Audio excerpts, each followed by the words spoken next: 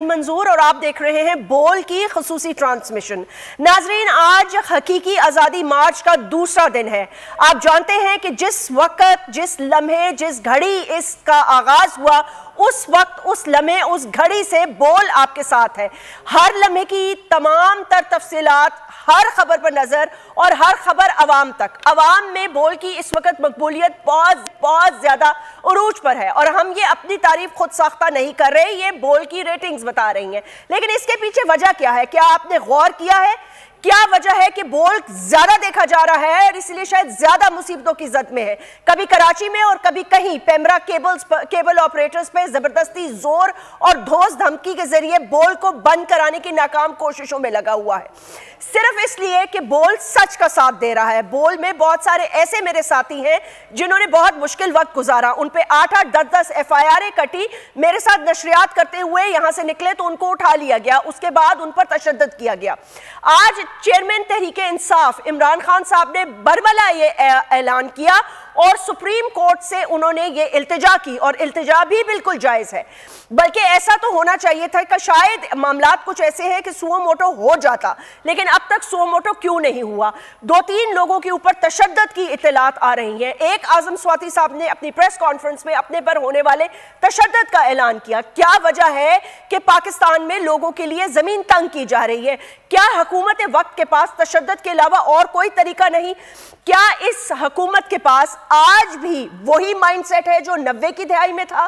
پہلے انہوں نے پاکستان کی زمین بے نظیر بھٹو شہید کے لیے تنگ کی، پھر ان کے خاندان کے لیے تنگ کی، آج ان کے خاندان کے ساتھ حکومت بنا کر بیٹھے ہوئے ہیں۔ کیا ہم وہ وقت بھول گئے ہیں کہ ہر شہر میں انہوں نے بدترین، گندے ترین فلائرز پھینکے اور محترمہ بے نظیر بھٹو شہید کو اتنا تنگ کیا؟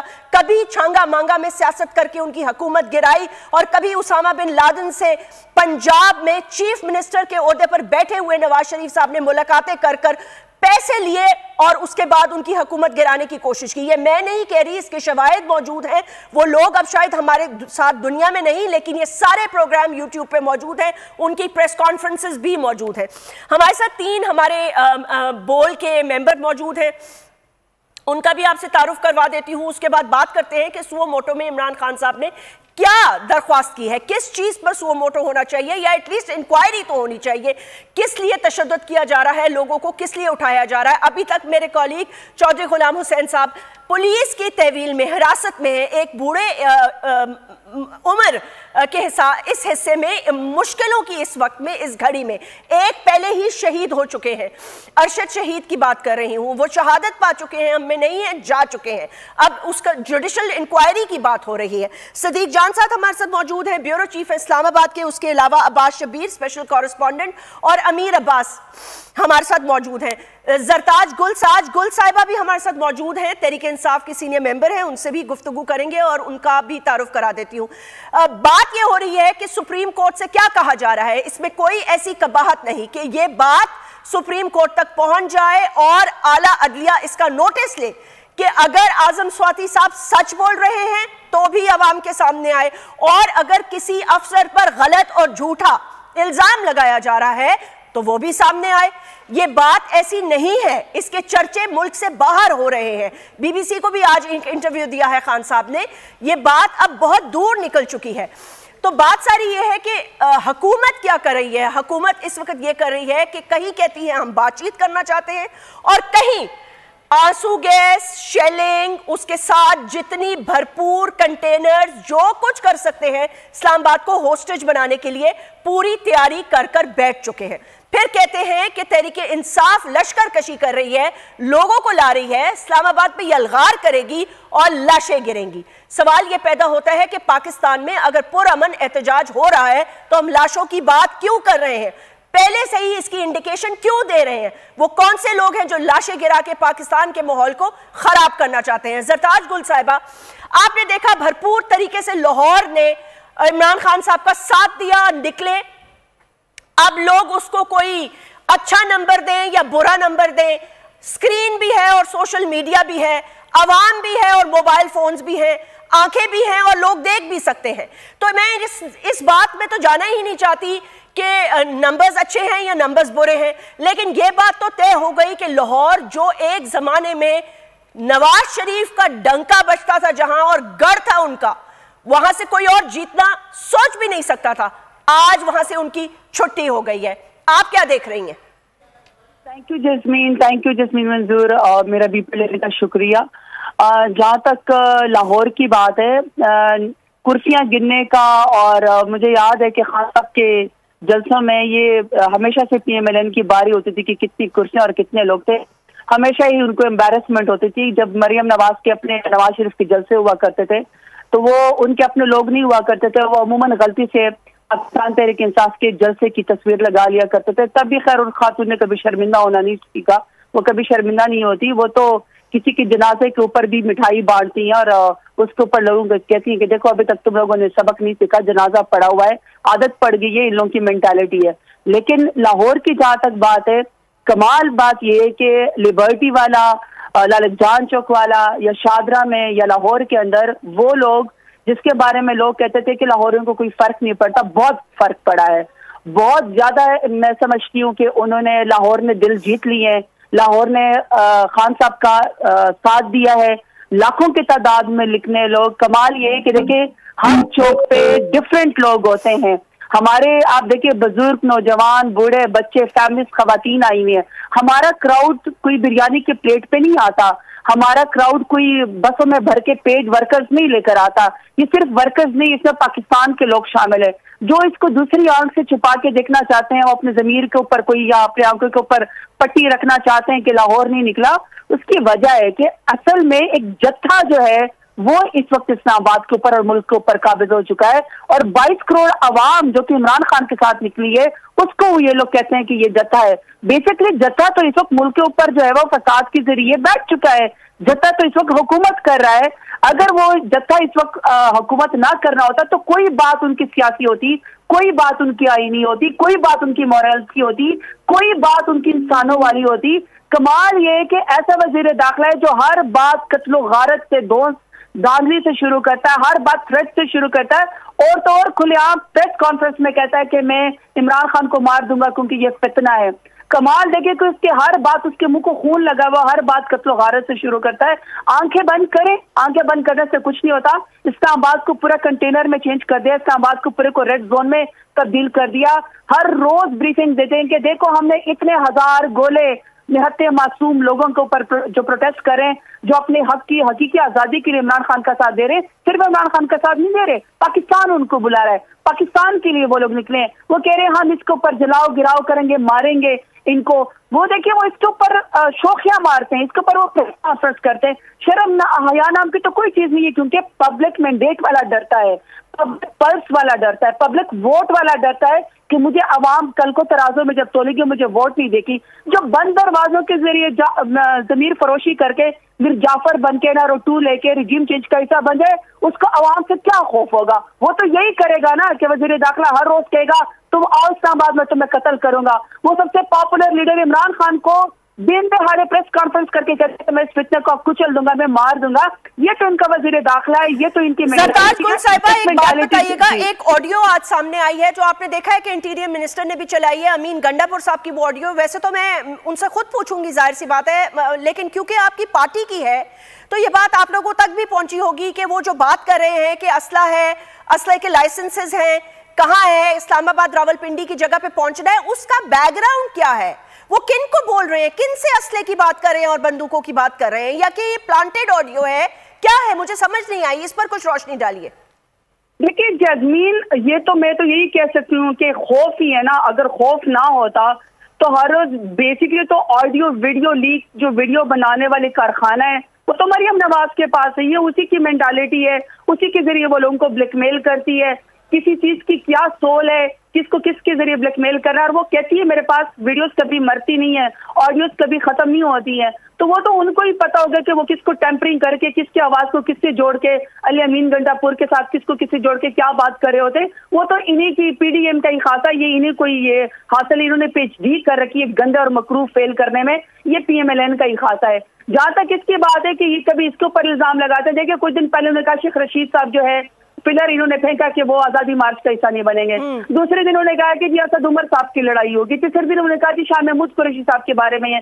हर रोज वो सबटॉज करने के लिए, फिर और न बनी तो हर रोज एक प्रेस कॉन्फ्रेंस कर दी और उसमें कहा कि जिसमें लाशें गिरेंगी। जैस्मीन मेरी बात सुने, ये क्राउड पढ़ा लिखा, ये खौफ का शिकार नहीं होता। मैंने जब 25 मई को सबसे पहले जब डी चौक पहुंची थी, जितनी शेलिंग हमारे ऊपर हुई थी, जितना लाठीचार्ज हमारे ऊपर हुआ था, जितनी रबड़ की गोलियां हमारे ऊपर फेंकी गई थी, मुझे अच्छी तरह याद है सरताज, मुझे अच्छी तरह याद है क्या क्या हुआ था। एग्जैक्टली जैस्मीन, तो उस वक्त तो उसमें तमीज और बूढ़े बच्चे लोग शामिल थे। वो करेंगे फसाद, वो लेकर आएंगे असला, वो मारेंगे। चादर और चार दीवारी को पामाल करना तो कोई राना सनाउल्लाह से सीखे, खवातीन की बेहुरमती करना तो कोई राना सनाउल्लाह से सीखे।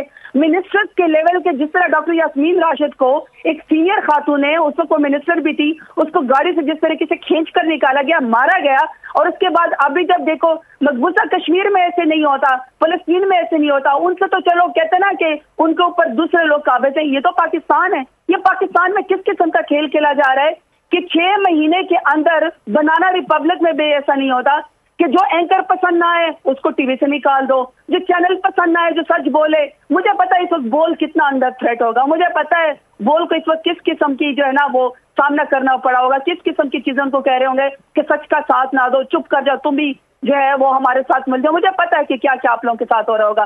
फील्ड में जो वहां पे लोग मौजूद है ना, अगर आप सच बोले तो आप लोगों के बोल के नारे लगा रहे हैं ना कि बोल जिंदाबाद। मेरे कहने पे तो नहीं लगा रहे ना, मैं तो किसी को परसुएड नहीं कर सकती।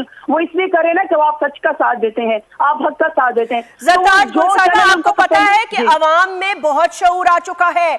मैंने अपनी 2014 के एक प्रोमो में ये कहा था, मुझे अच्छी तरह याद है कि आपको ये मीडिया बख्शेगा लेकिन सोशल मीडिया नहीं बख्शेगा। वो आपको इतना सच दिखाएगा, वो आपको इतना सच दिखाएगा कि आप हैरान रह जाएंगे।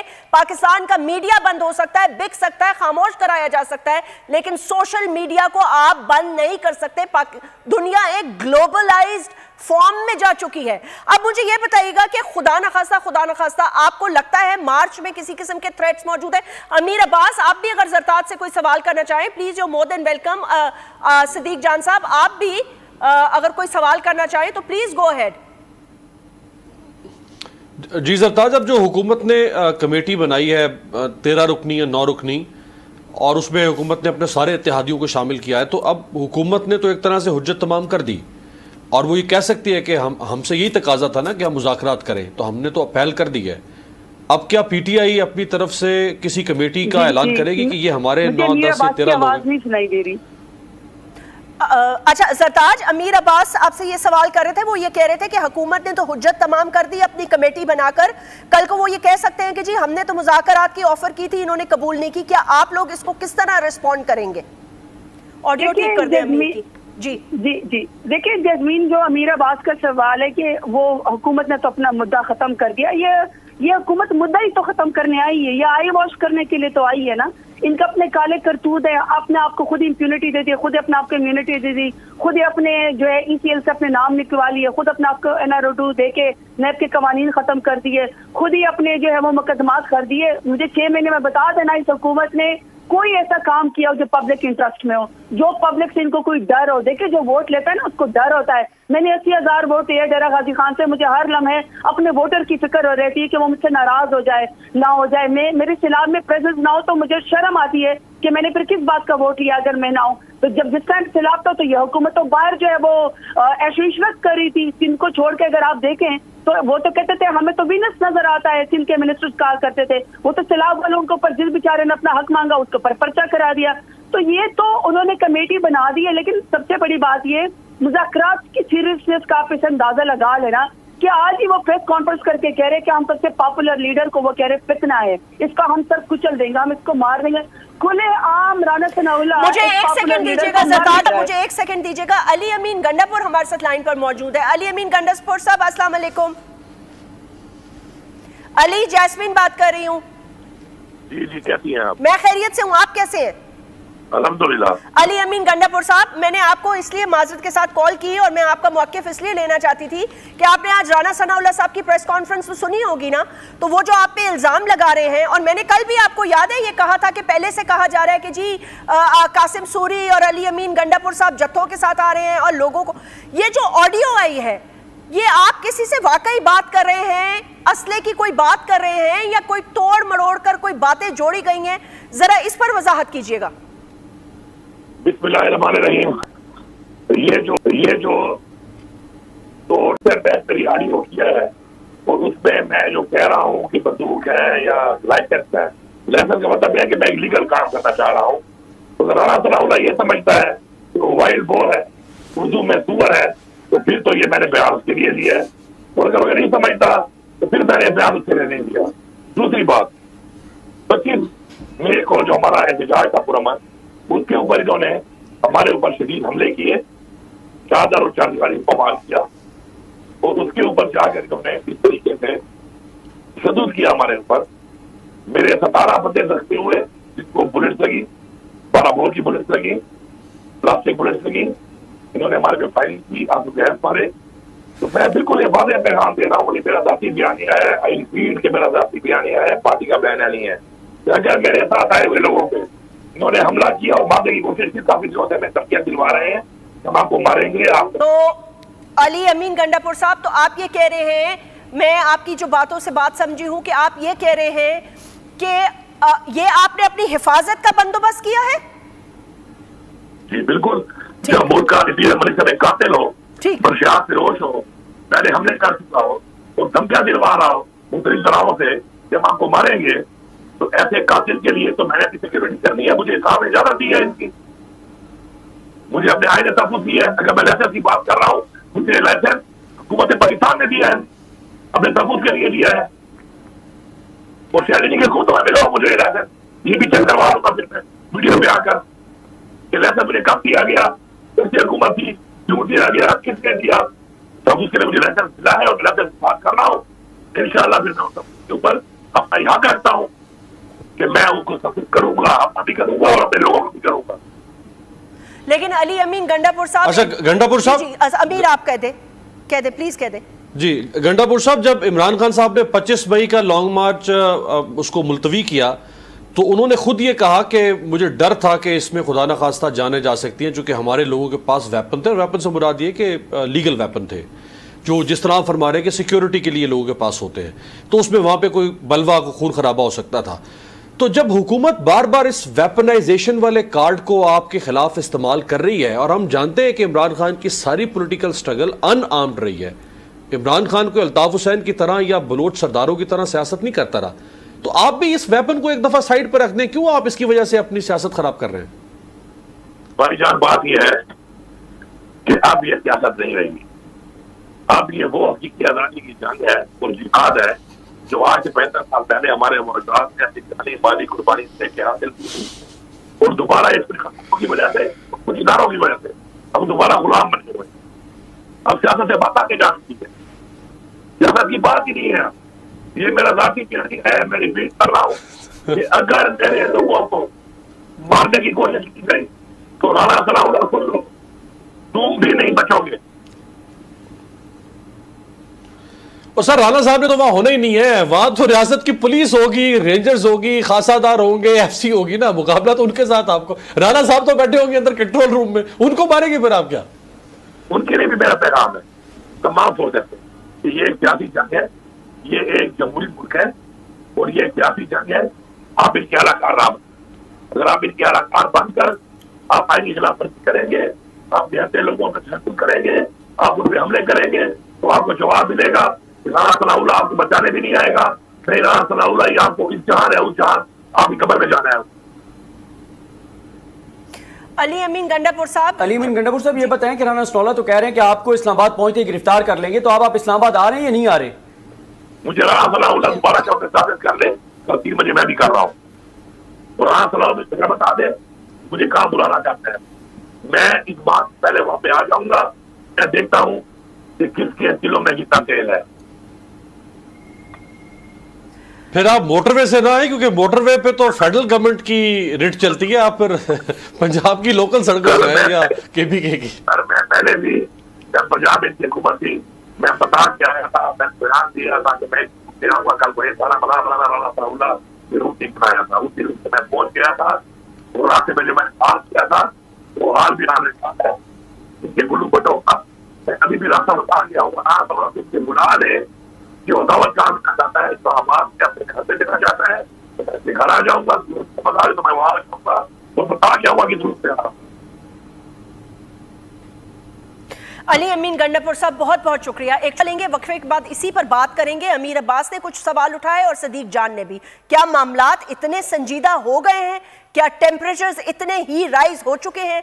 क्या इस वक्त अब भी क्या कोई ऐसा एलिमेंट मौजूद है पाकिस्तान के अंदर जो थोड़ी बहुत सैनिटी रखता हो और टेम्परेचर्स को नीचे लाने की कोशिश करे?